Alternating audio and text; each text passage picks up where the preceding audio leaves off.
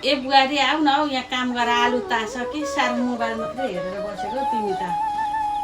सक्दिनँ ममा आलु सालु तास्ने सबै त आलुको च्यापच्याप लाग्दैन मेरो हातमा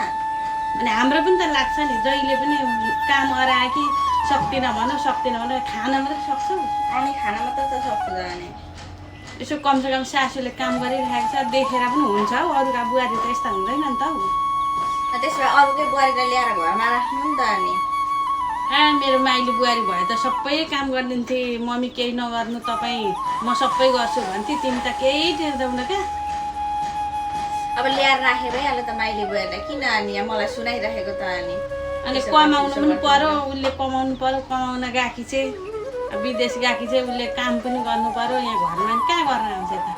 अब मनपर्ने बुहारी भएपछि सबै थोक गरिदिनु पर्यो नि अनि काम पनि गर्नु पर्यो घरको पनि गर्नु पर्यो नि म त केही गर्दिनँ धेर थुतुन्न नचलाऊ है थुतुन्न नचलाऊ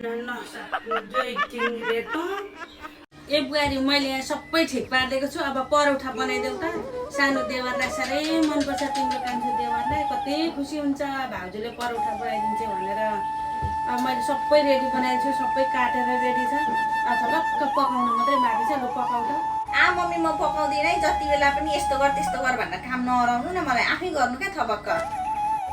जति बेला पनि काम अराउँदाखेरि सक्दिनँ भनेको छ जे अराए सक्दिनँ जे अराए सक्दिनँ अब चाहिँ म छोरालाई फोन मलाई छोड्दिनँ हेरिराख्न कति चार घरिस् तैँले मलाई लगाउनु न त अनि के चाहिँ गर्दछ तपाईँको छोराले हेर्छु म पनि अब छोरालाई फोन मलाई छोड्दिनँ अब यसको हेरोस् न मैले अत्याचार गरेँ क्या यसले त नि मलाई नि तेरी बुढीले अत्याचार गरिसके छोरा अब चाहिँ म नसक्ने भएँ केही काम अराए पनि टेर्दिनँ म सक्दिनँ र गर्दिनँ मात्रै भन्छ खालि के गर्न खोज्यो त्यसले अलिक सम्झाए तेरी बुढीलाई सम्झा तपाईले जति सक्नुहुन्छ गर्नु न तपाईले सकिहाल्नुहुन्छ नि अब म यो उमेरमा चाहिँ कामै गरेर बस्नु त चाहिँ तेरी बुढीलाई उहाँ सिंहासनमाथि राख तमुलाई पनि केही नआएको नामर्दो रहेछ बुढीलाई केही भन्न नसक्नु जोइ टिङ्ग्रे त जा तँ पनि अब तेरी बुढीसँगै लागेको रहेछस् त जा